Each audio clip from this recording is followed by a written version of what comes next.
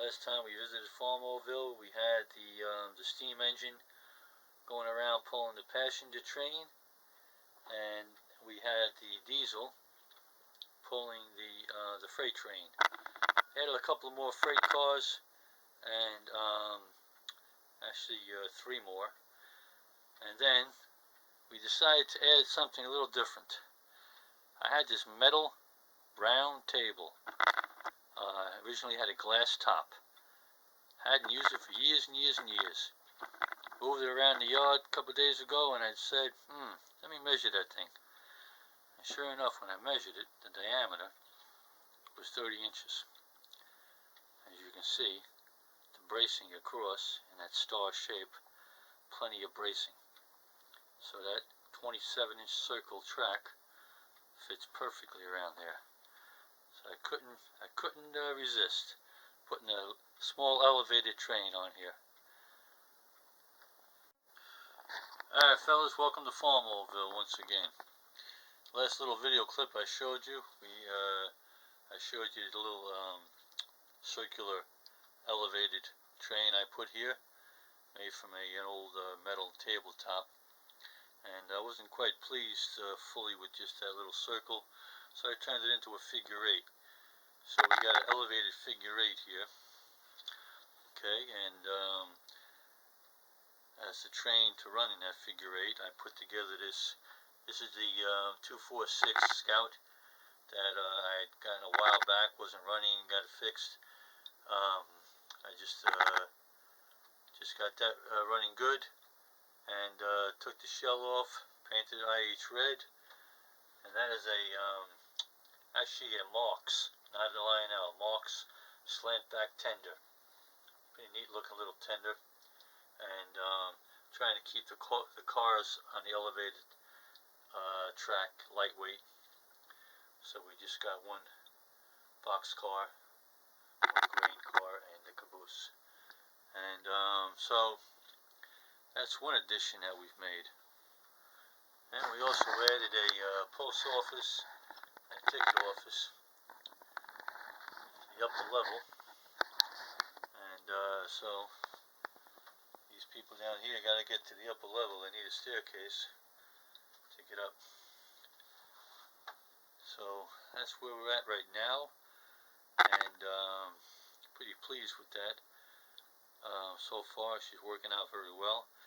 This other figure 8, I took a piece of plywood and using the track as a gauge, so to speak, template, I cut a circular piece of 1/2-inch ply, and that's what the track is sitting on perfectly.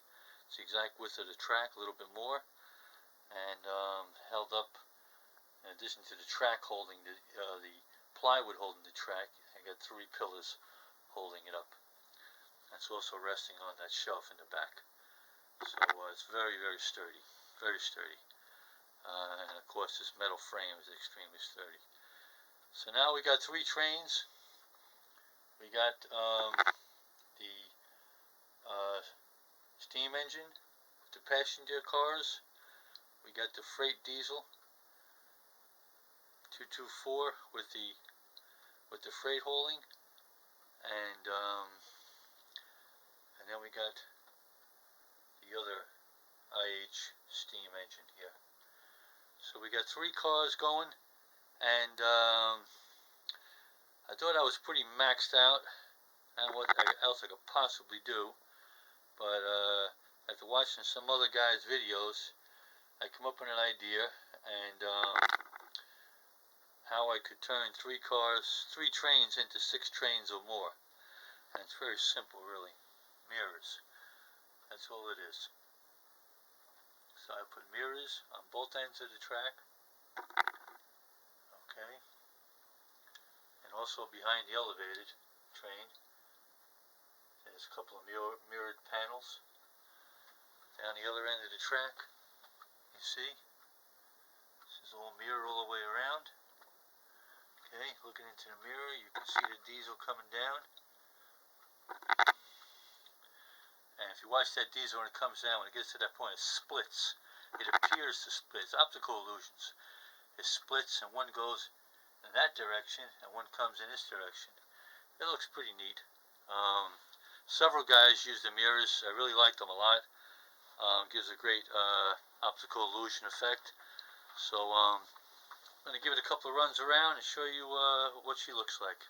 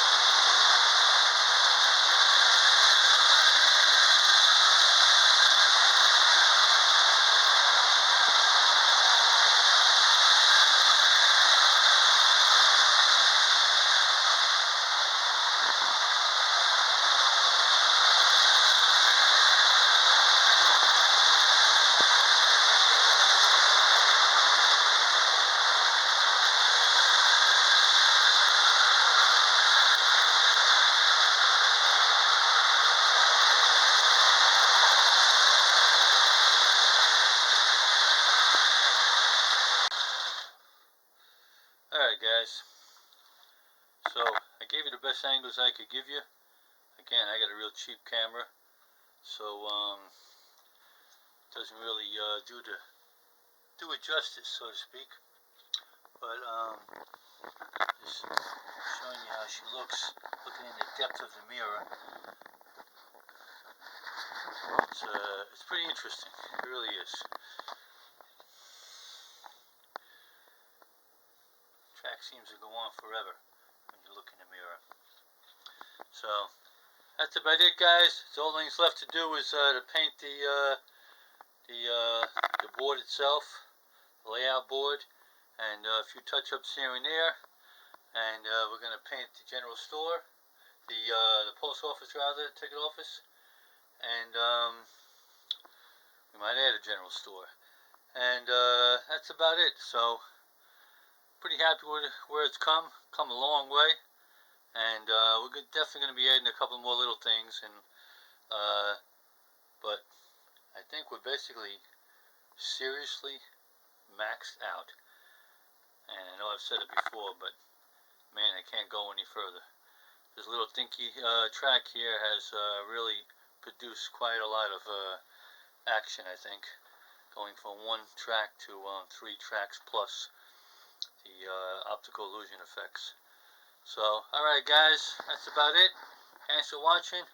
Welcome your comments and appreciate you anything you have to say. Thank you very much. Book 'em, Daniel.